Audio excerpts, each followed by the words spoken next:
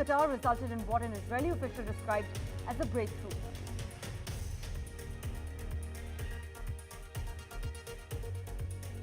The Biden administration's new rules to curtail other nations' access to advanced artificial intelligence chips sparked frustration within the industry. The controls, which were announced on Monday, put limits on AI semiconductor exports to 120 countries, including some of Washington's close trading partners.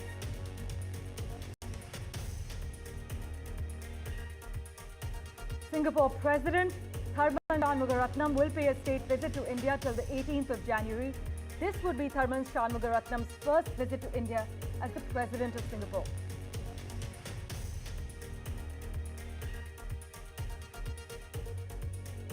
India has reaffirmed its commitment to completing the border fencing project along its border with Bangladesh, despite Dhaka's objections.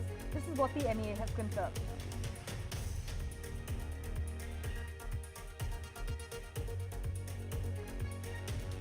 European powers resumed talks with Iran over its nuclear program, which is under renewed focus as Donald Trump returns to power. The discreet discussions in Geneva involving the UK, France, and Germany were the second in less than 2 months.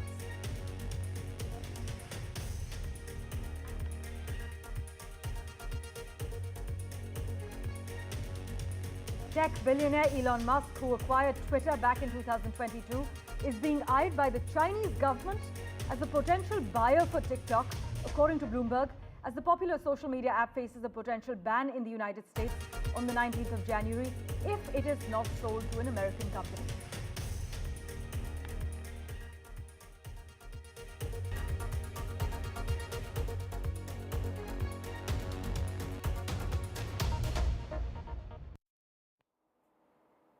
Our big focus, Israel and Hamas inch closer to a hostage and ceasefire deal. Mediators, in fact, are reportedly awaiting a response from both sides to the final draft of an agreement that would see Hamas release 33 hostages after talks in Qatar resulted in what an Israeli official has described as a breakthrough. The momentum, though, marks the first sign of serious optimism in months, as Donald Trump's inauguration next week has actually upped the pressure for a deal. Trump's Middle East envoy participated in negotiations alongside Joe Biden's team, conveying a consensus between administrations. Still, challenges remain. Israel's far-right finance minister said he wouldn't back any truce to stop the war in what some have called a last-minute wrecking ball for negotiations. Listen in to what the Israeli foreign minister had to say on record. Progress was made. We see some progress in the negotiations. Israel wants a hostage deal. Israel is working with our American friends in order to achieve a hostage deal. And soon we will know whether the other side wants the same thing. My colleague Mohammed Ghazali has been tracking the finer details very closely. He joins us live at the moment. Ghazali, we've just heard from the Israeli foreign minister. So are the terms of a deal between Israel and Hamas for a ceasefire in Gaza and the release of hostages actually being finalized? See, it looks very likely this time because not just officials attached with the Biden administration, but those who are going to replace them in the incoming Trump administration are also involved in the negotiations. And there is a deal, as you rightly pointed out, which suggests that perhaps on the very first day of the deal, Hamas will release 3 hostages. Israel will start moving out of the populated areas in Gaza Strip.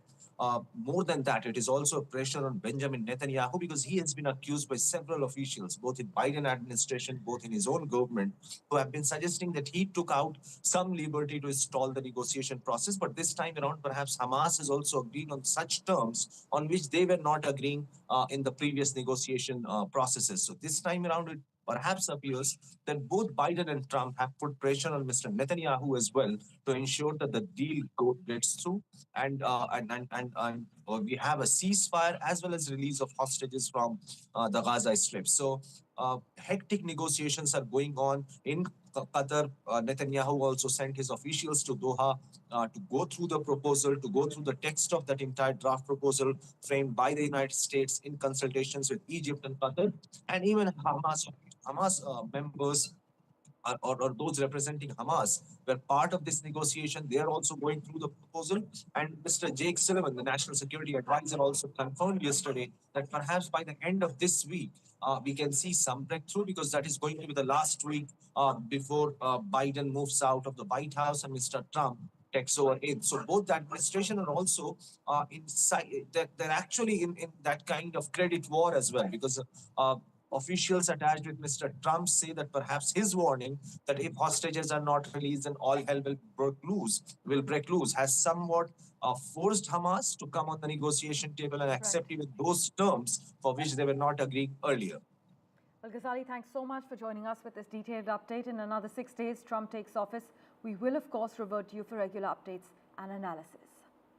Meanwhile, according to a Bloomberg report, members of Donald Trump's incoming economic team are discussing slowly ramping up tariffs month by month, a gradual approach aimed at boosting negotiating leverage while helping avoid a spike in inflation.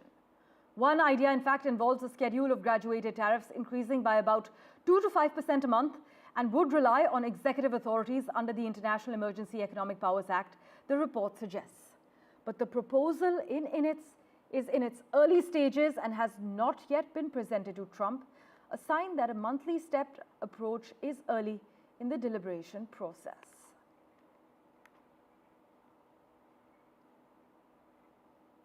Well, in other news, in its final week in the White House, the Biden administration has proposed a new framework for exporting advanced computer chips used to develop artificial intelligence, an attempt to balance national security concerns about tech with the economic interests of producers and other countries.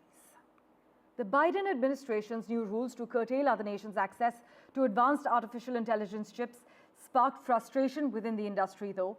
The controls put limits on AI semiconductor exports to 120 countries, including some of Washington's close trading partners.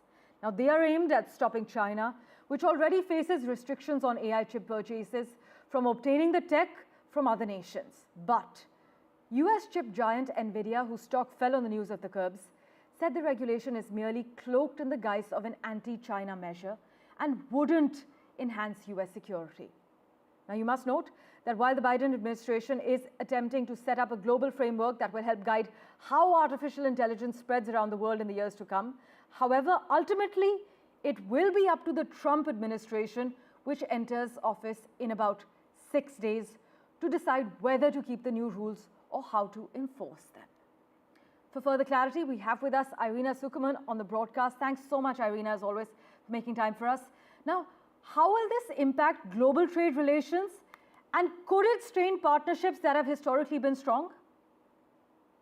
Thank you so much for this question. Well, one of the interesting developments is that Biden is actually restricting the supply of these AI chips to Israel until Israel severes its industry ties to China, presumably meaning until they stop supplying China with this technology. China has been quite flexible in obtaining these chips from various third parties, exploiting loopholes in the export-import controls, but also aligning with countries that have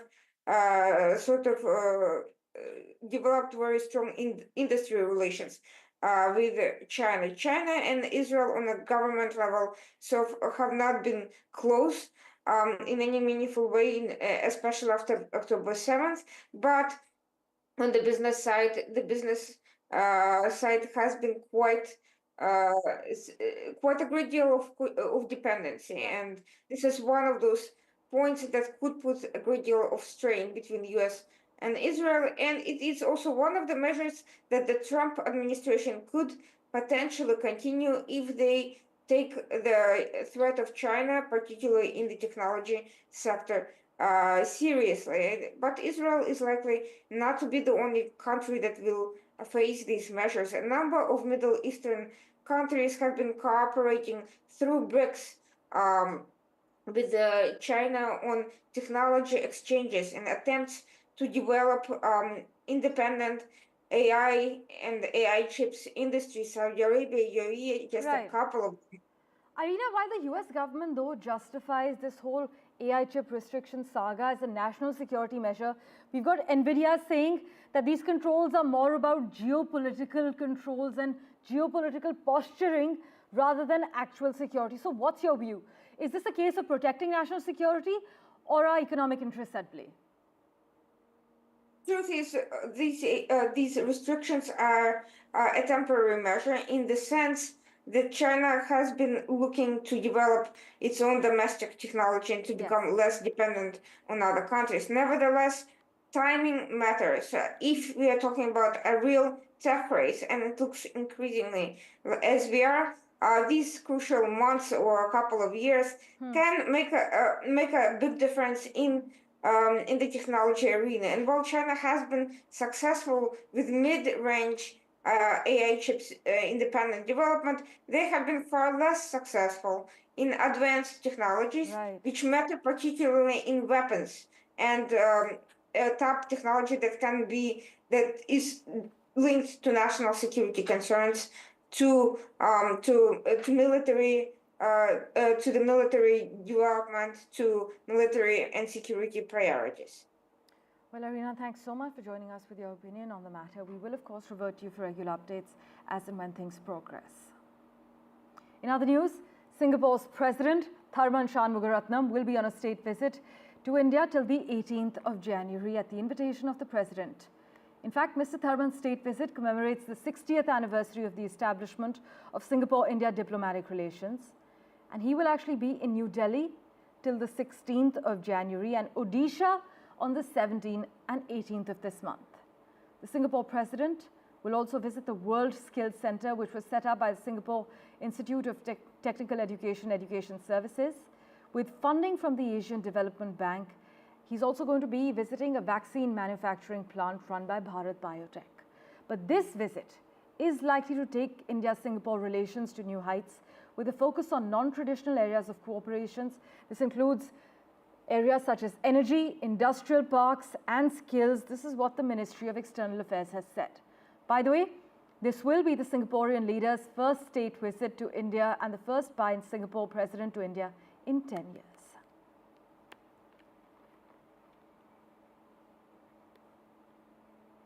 In other news, India conveyed to Bangladesh Acting High Commissioner to India, Muhammad Nur al-Islam, that New Delhi observed all protocols and agreements with regard to security measures at the border, including while fencing, the Ministry of External Affairs has said in its statement.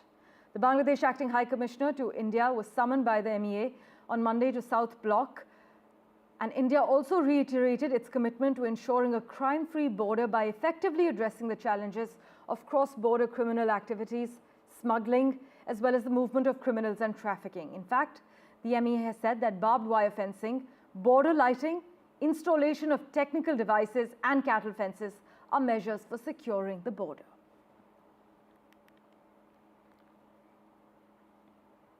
And let's get you an update as far as Dr. Jaishankar's Spain touchdown is concerned.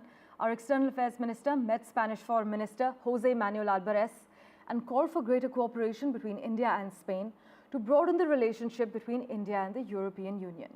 Our External Affairs Minister said that India and Spain signed 2 agreements, one in the field of sports and the other in sustainable development. In fact, they are going to be building on areas of sports and sustainable urban development as well, indicating how they are actually interested in broadening their area of cooperation. Dr. Jaishankar also called for Spain to help in India's Make in India endeavor. He also said that both the countries are intensifying their defense cooperation. In fact, that's not all. Dr. Jaishankar further said that they have agreed to make 2026 a year of artificial intelligence and culture tourism, aiming at improving people-to-people ties. There are already, I believe, 230 Spanish companies with a presence in India, and we would welcome more of them to join us in Make in India, Design in India, collaborate with India. I'm very confident that strong India-Spain relations and a strong India-EU collaboration can be a stabilizing factor in a turbulent world, and I certainly hope that my conversations with you and with your leadership would help advance that process. Thank you very much. Meanwhile, let's get you an update as far as the Sri Lankan president's plan of action is concerned? Well, after a momentous visit to New Delhi last month, where the Sri Lankan leader assured New Delhi that Colombo would safeguard its maritime interests and security, the Sri Lankan president, Anura Kumara Dissanayake, is set to visit China at the invitation of President Xi Jinping. Now, what exactly is the purpose? Well, they seek to balance ties with Beijing weeks after his India touchdown, a visit that China has termed as being of great importance. But during this visit, Mr. Dissanayake will hold bilateral talks with President Xi Jinping on a range of areas of mutual interest and will also meet the Chinese premier along with the chairman of the Standing Committee of the National People's Congress on China. But Mr. Dissanayake, who began his political career as an anti-India voice, has since shifted his stance, as was evident in his India touchdown.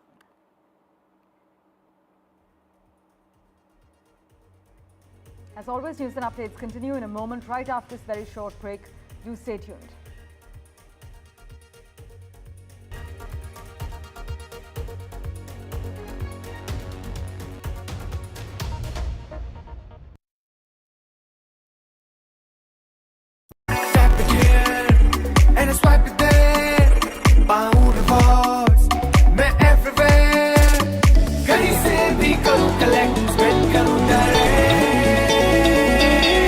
Download any single ID partner app, link your card and earn reward with top brand. Get it free with single ID.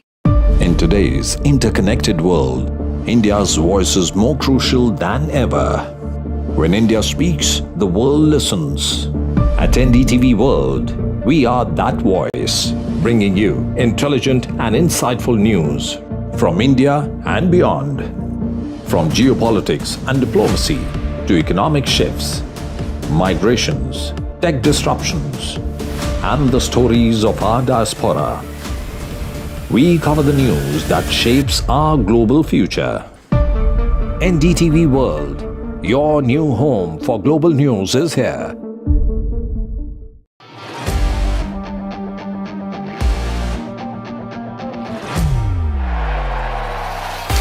All set for Trump 2.0. Countdown to January 20th. Terror shadow, visa wars. All the twists and turns. Tracking Trump takeover. Every day at 10:30 p.m. only on NDTV 24/7.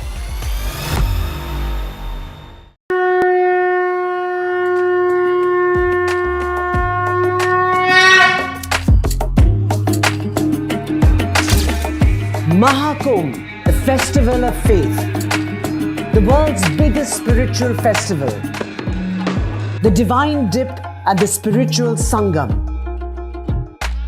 a sacred confluence of faith, culture and heritage.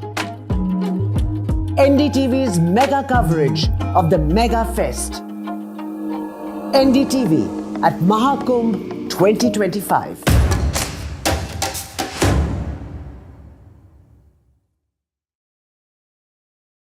Well, I'm in Altadena. This is one of the worst hit areas.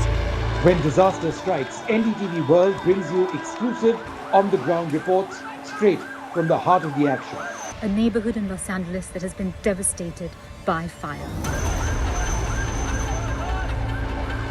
I just received an emergency alert extreme, which has come on my phone. Stay tuned for NDTV World's in-depth coverage as we bring you the real stories from Los Angeles. This is the Altadena area, and there are still fires and there's a lot of smoke in the area. These houses completely gutted.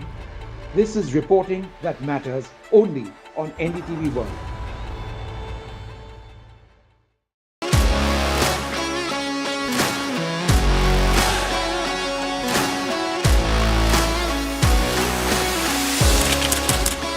We are able to maintain that democracy.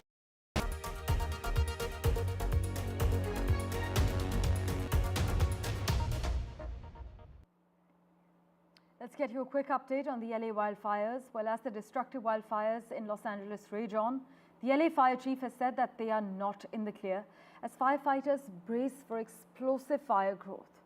In fact, authorities claim firefighters are in a critical stage of their almost week-long battle against the deadly LA blazes. Crews report progress, but extremely critical conditions could spread the fires as dangerous winds return this week, the National Weather Service in the US warns. But at least 24 people have died, and with dozens still missing, there are likely to be a lot more deaths. This is something that the California governor has also reiterated.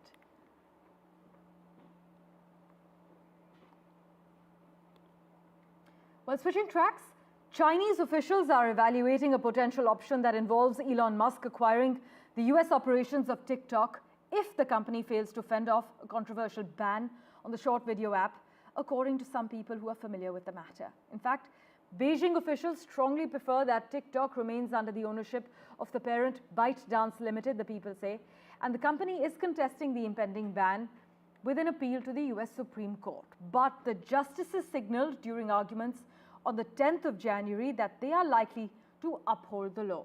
In fact, senior Chinese officials had already begun to debate contingency plans for TikTok as part of an expansive discussion on how to work with Donald Trump's administration, one of which involves Elon Musk. By the way, the decision by the Canadian Prime Minister Justin Trudeau this week to resign as head of the Liberal Party has set in motion a leadership race against the backdrop of a looming general election, which will be held amid political turmoil, triggered by Donald Trump's America First economic nationalism. Now, it has also given Tesla CEO Elon Musk an opportunity to inject himself into yet another country's political turmoil. Since Trudeau's resignation, Musk has posted repeatedly about Canadian politics on X, the platform that was formerly known as Twitter, but he has praised clips of Pierre Poilievre, the leader of Canada's Conservative Party, while relishing in Trudeau's downfall and engaging with right-wing Canadian influencers. After weeks of online campaigns targeting various corners of Europe, tech mogul Elon Musk has now trained his sights on Canada. The world's richest man has showered praise on Canadian opposition leader Pierre Poilievre through a series of X posts. Whether it is approving Poilievre's oratory skills or reposting an old video of the politician chiding a local journalist while eating an apple, Musk seems to be cutting no corners in supporting his favorite Canadian politician. So who is Pierre Poilievre, and how come one of the most powerful people on the planet is throwing his weight behind him? Poilievre was born in Calgary, Alberta in 1979. His 16-year-old mother gave him up for adoption, and he was raised by two school teachers in the city's suburbs. He was the youngest member of the House of Commons when he won election at 25 in 2004. He is the leader of the Conservative Party, the main opposition party in Canada, and according to the latest polls, he is favourite to be the next Prime Minister. As the outgoing Prime Minister Justin Trudeau's approval ratings seem to be touching new lows each month. Musk's support for Poilievre also means he's not mincing words in attacking Justin Trudeau. He has mocked the leader over his resignation, borrowing Donald Trump's language to refer to him as a governor. He's even called Trudeau an insufferable tool. While Poilievre has Musk's attention for now, it would be interesting to see which nation attracts the Tesla CEO next. With Vishal Vivek, Bureau Report for NDTV World. Meanwhile, Jagmeet Singh, leader of the New Democratic Party in Canada and once an ally of former Canadian Prime Minister Justin Trudeau, has actually warned Donald Trump sternly over his plans to annex Canada. In a video posted on the social media site X, he has said Canada is not for sale, not now, not ever. Singh has vowed retaliation if the United States imposes tariffs on Canada. And this is in the backdrop of Trump being vocal about his plans to take charge of Canada and make it the 51st US state. Listen in to what Jagmeet Singh had to say to Donald Trump.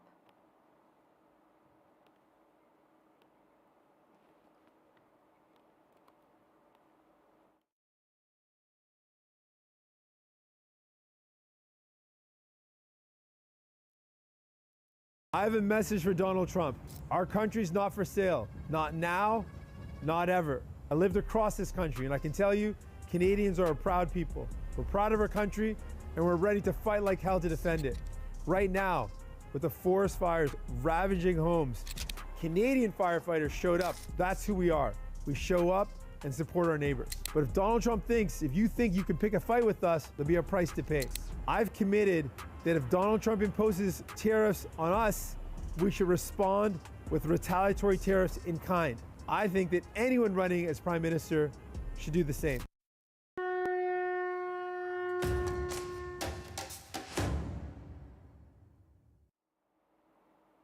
Meanwhile, millions of people and mystics have gathered in the northern Indian city of Prayagraj for the Kumbh Festival, which is the largest religious congregation on earth.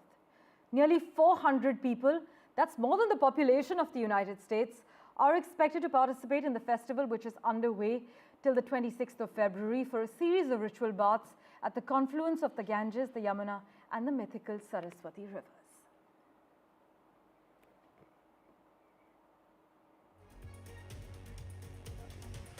As always, news and updates continue right here on NDTV 24/7. For now, we're slipping into a very short break. Thank you so much for investing your time in watching.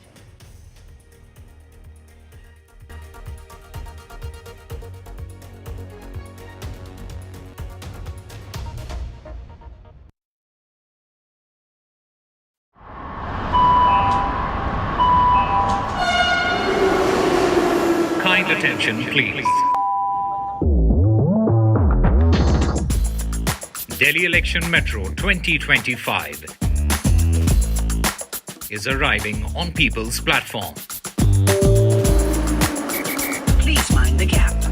BJP or AAP, who will get to the Delhi Secretariat station? दरवाजे बाईं तरफ खुलेंगे. Who will Delhi voters open the victory doors for? And who will be shown the door? Can the BJP throw AAP's victory run off track? Or will it be Kejriwal's ticket to win again? Can Congress take the election metro to revival? We will track it all for you. Delhi's decision destination. Doors will open on the left. Stay tuned to NDTV for mega metro poll coverage.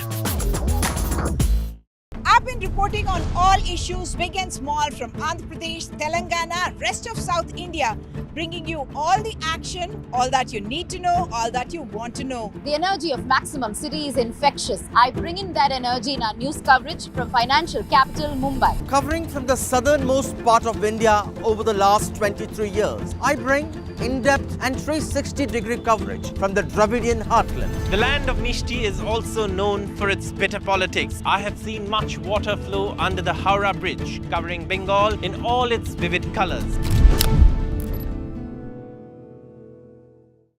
In today's interconnected world, India's voice is more crucial than ever. When India speaks, the world listens. At NDTV World, we are that voice, bringing you intelligent and insightful news from India and beyond. From geopolitics and diplomacy to economic shifts, migrations, tech disruptions, and the stories of our diaspora. We cover the news that shapes our global future. NDTV World, your new home for global news, is here.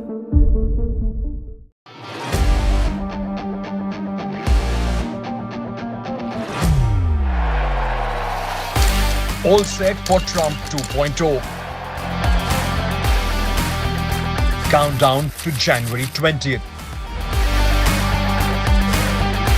Terror shadow, visa wars. All the twists and turns. Tracking Trump takeover. Every day at 10:30 p.m. only on NDTV.